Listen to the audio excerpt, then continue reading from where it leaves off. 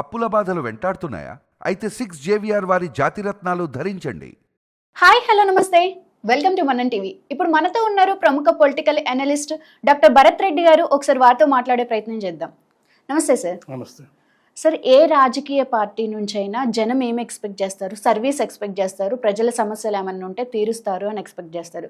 కానీ మన తెలంగాణలో చూసుకుంటే ఒక పక్క రేవంత్ రెడ్డి గారికి, కోమటిరెడ్డి గారికి క్లాషెస్ అవుతున్నాయి. బీజేపీలో కూడా ప్రతి పార్టీలో వాళ్ళల్లో వాళ్ళకే క్లాషెస్ అవుతూ ఉన్నాయి. ఒక సామాన్యులుగా మనం అసలు దీన్ని ఎలా చూడాలంటారు? జనరల్గా ఏంటంటే ప్రభుత్వాలు ఏర్పడిన తర్వాత కొంత అసమ్మతి ఇవి ఉంటూ ఉంటాయి. కానీ ఏది ఉన్నప్పటికీ ప్రజలకు ఏది ఉపయోగమో అది చేసే ప్రయత్నాలు ప్రభుత్వాలు చేస్తూ ఉంటాయి. కానీ ఇటీవల కాలంలో ఏంటంటే సొంత లాభం కొరకు ఎక్కువగా ఆలోచిస్తున్నారు. దానికి కారణాలు కూడా మనం విశ్లేషించినట్టయితే ఎన్నికల్లో బాగా డబ్బులు ఖర్చు పెట్టి వస్తున్నారు. ఆ డబ్బులు రిటర్న్స్ కావాలి. గతంలో అంటే లక్షల్లో వేలల్లో రాజకీయాలు నడిపేవాళ్ళు. ఇప్పుడు కోట్లకు వెళ్ళిపోయింది. ఒక ఎమ్మెల్యే పదవికి పోటీ చేయాలంటే 500 కోట్లు 1000 కోట్లు కావాలనే పరిస్థితి వచ్చింది.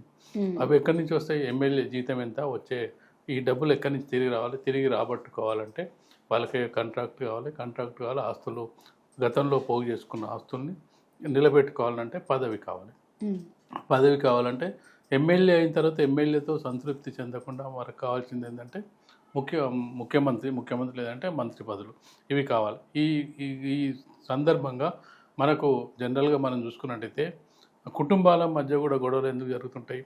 ఆస్తి పంపకాల విషయాల్లో, లేకపోతే భూముల తగాదాలు, ఫైనాన్షియల్ ఇష్యూలనే జరుగుతాయి. ఇక్కడ మనం చూసుకుంటే రాజకీయ నాయకుల మధ్య పదవి పంపకాల విషయంలో గొడవలు జరుగుతుంటాయి.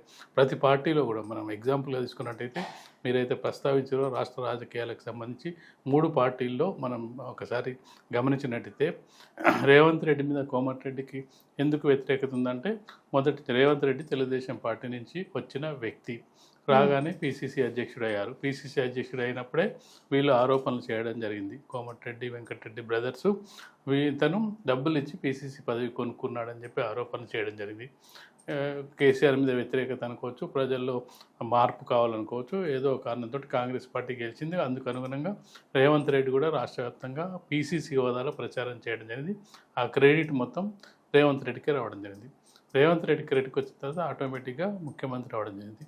ఇక మంత్రి పదవుల పంపకానికి విషయానికి వచ్చినప్పుడు ఇక్కడ రాజ్యాంగం మనకు అనుమతిస్తుంది ఏంటంటే 15% of the strength of the assembly, అంటే 119 సీట్స్ ఉంటే 15% స్ట్రెంత్ అంటే 1800 మంది వరకే ఎలిజిబిలిటీ ఉంటుంది మంత్రి వర్గంలో తీసుకోవడానికి. ఓకే, ఇప్పటికే మొదట మంత్రివర్గాన్ని ఏర్పాటు చేసినప్పుడు 11 మందితో ఏర్పాటు చేయడం జరిగింది. మొన్న ఇటీవల ఒక ముగ్గురిని.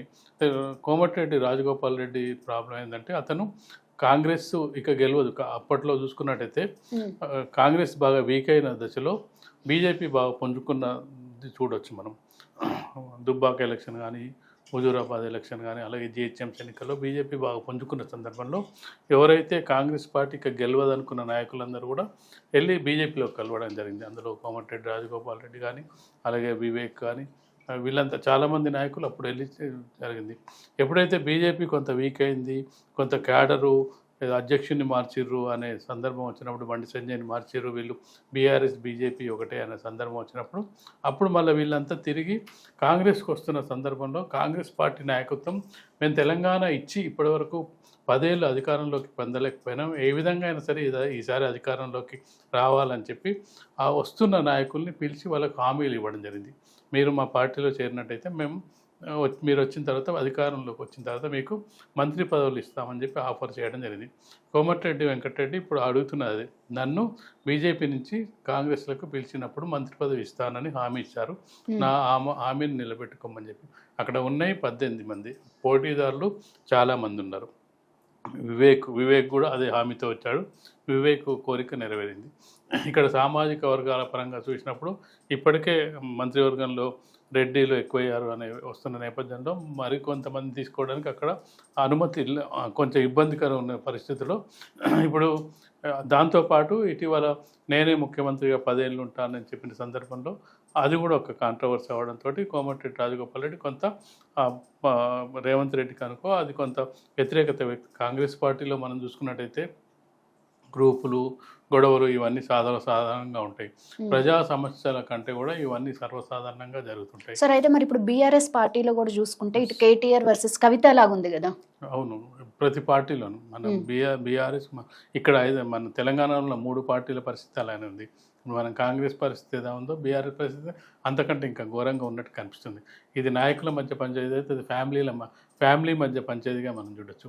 కేటీఆర్ కవిత మధ్య ఆధిపత్య పోరు నడుస్తుంది. ఎవరు సీఎం కావాలి, ఎవరు పార్టీ బాధ్యతలు చేపట్టాలి, ఆఫ్టర్ కేసీఆర్ అనే పంచాయతీ నేపథ్యంలో అది 4 గోడల మధ్య జరిగిన ఈ ఘర్షణ వాతావరణం ఇప్పుడు బయటకు వచ్చి కవిత లేఖ రాయడం, డైరెక్ట్గా ఇండైరెక్ట్గా కేటీఆర్ను ఉద్దేశించే విమర్శలు చేయడం, ఇవన్నీ చేస్తూ మరొక వైపు బీఆర్ఎస్ మీదనే తను అనుకుంటున్న పార్టీ మీద విమర్శలు చేయడం, మరోపక్క రేవంత్ రెడ్డిని పోవడం, ఇవన్నీ చూసుకున్నట్టయితే ఇక్కడ మనం అనుకున్నట్టుగా అధికార దాహం, అధికార వ్యామోహం, ఇందులో ఎలాంటి ప్రజా సమస్యలకు కానీ ప్రజల సమస్యలకు కానీ ఎక్కడ కూడా తావు లేకుండా ఉంది.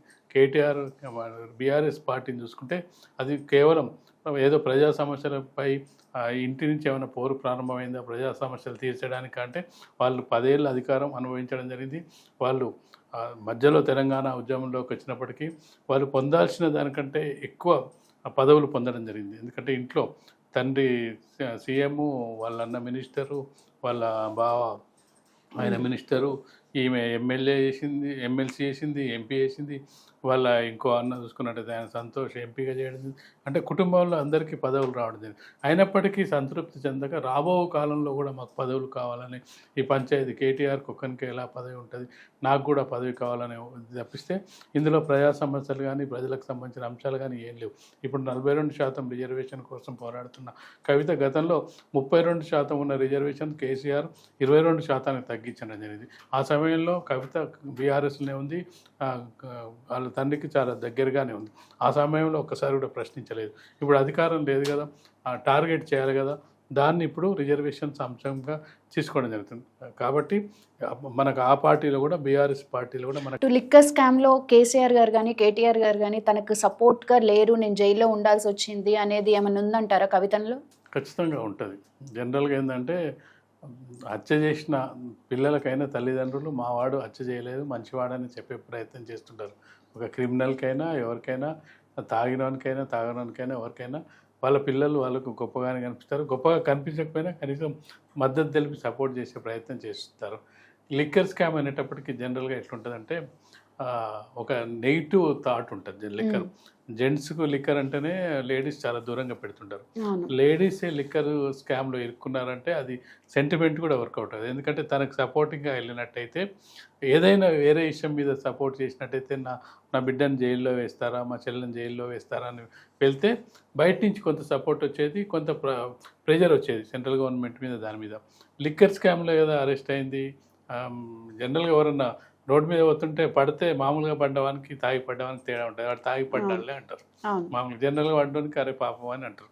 కాబట్టి తను లిక్కర్ స్కామ్లో ఇరుకోవడం వల్ల తండ్రి కానీ చెల్లెలు కానీ అన్న కానీ సపోర్ట్ చేయలేని పరిస్థితి ఉంది లిక్కర్ స్కామ్ కాబట్టి. ఇది ఆమెకుంది, నాకు సపోర్ట్ చేయలేదు అనే అది ఉంది. దాంతోపాటు ఈ వారసత్వ రాజకీయాలు ఇవన్నీ కూడా కలిపి మొత్తానికి ఏంటంటే అధికార దాహం, అధికారానికి సంబంధించిన చుట్టే వాళ్ళ తిరుగుతుందని మనం చెప్పొచ్చు. సార్ ఇటు చూసుకుంటే మరి బీజేపీలో బండి సంజయ్, ఈటెల రాజేందర్ వీళ్ళిద్దరి మధ్యలో కూడా గొడవలు జరుగుతున్నాయి. మనం బీజేపీని క్రమశిక్షణ గల పార్టీగా మొదటి నుంచి కూడా చెప్పుకుంటూ వస్తారు.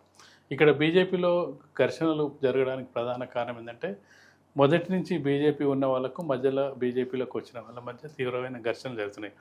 అందులో భాగంగా బండి సంజయ్ని తీసివేయడానికి కారణం ఈటెల రాజేందర్ అనేది ఒక ఆరోపణ అతని మీద ఉంది. గతంలో బండి సంజయ్ పూర్తిగా పార్టీని నడిపిస్తున్న సందర్భంగా దుబ్బాక ఎలక్షన్ గెలిచింది, హుజూరాబాద్ గెలిచింది, అలాగే జిహెచ్ఎంసీ గెలిచిన సందర్భంగా ఈటెల రాజేందర్ ఆ సమయంలో కంప్లైంట్ చేసి, అధిష్టానాన్ని కంప్లైంట్ చేసి తనని తొలగించారనేది బండి సంజయ్కి ప్రధానంగా ఈటెల రాజేందర్ మీద ఆరోపణ ఉంది. అయితే ఈ ఎన్నికలు అయిన తర్వాత అప్పుడు తీసేసి కిషన్ రెడ్డిని ప్రెసిడెంట్గా టెంపరీగా పెట్టడం జరిగింది. ఇంతకాలం అతను ఉన్నాడు. కొత్త అధ్యక్షునిగా ఎవరిని పెట్టారన్న సందర్భంగా చాలా పేర్లు బయటికి రావడం, ముఖ్యంగా ఈటల రాజేందర్ పేరే ప్రముఖంగా రావడం జరిగింది. ఈటల రాజేందర్ ఇక పార్టీ అధ్యక్షుడు అయిపోతాడు. ఎందుకంటే ఎంపీగా గెలిచాడు, గతంలో కేసీఆర్ మీద పోరాటం చేశాడు, బీఆర్ఎస్ శ్రేణులతో మంచి సంబంధాలు ఉన్నాయి, బీసీ లీడరు, ఇట్లా బీసీ ముఖ్యమంత్రిని చేస్తాం అంటుంది బీజేపీ ప్రభుత్వం. కాబట్టి బీజేపీ వస్తే అట్లా అంతా అయిపోయిన తర్వాత మరికొన్ని పేర్లు వచ్చినప్పటికీ ఫైనల్గా అయితే ఈటల రాజేందర్కి ఎక్కువ అవకాశాలు ఉన్నాయని మామూలుగా మనకు విశ్లేషణలో తేలింది. అతనితో పాటు ఒకవేళ బండి సంజయ్ ఉన్నప్పటికీ బండి సంజయ్ ఆల్రెడీ క్యాబినెట్లో ఉన్నాడు కాబట్టి బండి సంజయ్ తీసుకొచ్చే అవకాశం లేదు అన్న సందర్భంగా బండి సంజయ్ ఈటల రాజేందర్ని అయితే ఏ విధంగా తొలగించాడో బండి సంజయ్ కూడా అడ్డుపడడం జరిగింది. ఈటల రాజేందర్కి అధ్యక్ష పదవి రాకుండా కొంత అడ్డుకోవడంతో అది చాలా కాలం జాప్యం జరిగి చివరికి మీ గొడవలు ఎందుకని చెప్పి కాంట్రవర్సీ లేని 3వ పర్సన్కి రామచంద్రరావుకి ఇవ్వడం జరిగింది. అక్కడితో సద్దు మనుగుతుంది అనుకుంటే సద్దు మనగలేదు. యాక్చువల్గా ఏంటంటే ఈటల రాజేందర్ది బండి సంజయ్ది ఒకే జిల్లా, కరీంనగర్ జిల్లా. అయితే అక్కడ ఇద్దరు ఓడిపోవడం జరిగింది అసెంబ్లీ ఎన్నికల్లో. ఎంపీ ఎన్నికల్లో ఇద్దరు గెలవడం జరిగింది. అతను కరీంనగర్ నుంచి, ఇతను మల్కాజ్గిరి నుంచి గెలిచినప్పటికీ మల్కాజ్గిరిలో ఎవరు నిలబడ్డా గెలుస్తారు బీజేపీ నుంచి. ఎందుకంటే ఆ పర్సన్తో సంబంధం లేదు, ఎందుకంటే అది BJP national image, Modi MP elections కాబట్టి గెలుస్తుంది. ఈ ఈటల రాజేందర్ కావాల్సింది ఏంటంటే కరీంనగర్ మీద పట్టు కావాలి. ఆల్రెడీ కరీంనగర్లో బండి సంజయ్ ఉండి లోక్సభ మొత్తం నాదే ఆయన పరిగణిస్తున్న సందర్భంగా మల్కాజ్గిరి కంటే ఆయన అక్కడ ప్రేమ పెంచుకుంటాడు. అక్కడ తన కార్యకర్తలకు, తనకు సంబంధించిన నాయకులకు ప్రాధాన్యం ఇవ్వట్లేదు అనే ఉద్దేశంతో ఇక బండి సంజయ్ మీద తీవ్రమైన విమర్శలు చేయడం జరిగింది. అది బీజేపీ లాంటి క్రమశిక్షణ గల పార్టీలో కూడా ఈ విధమైన ఆధిపత్య పోరు జరుగుతుంటుంది. ఆధిపత్య పోరు గతంలోనూ ఉంది కానీ ఇంటర్నల్గా ఉండేది, ఇప్పుడు బహిరంగంగా జరుగుతుంది అనేది ఇప్పుడు హాట్ టాపిక్గా ఇప్పుడు చర్చల్లో బీజేపీకి ప్రతి పార్టీలో ఉన్న గొడవలు, బీజేపీ గొడవలు కూడా ఇప్పుడు బయటకు వస్తున్న సందర్భాన్ని మనం చూడొచ్చు. Right, thank you sir.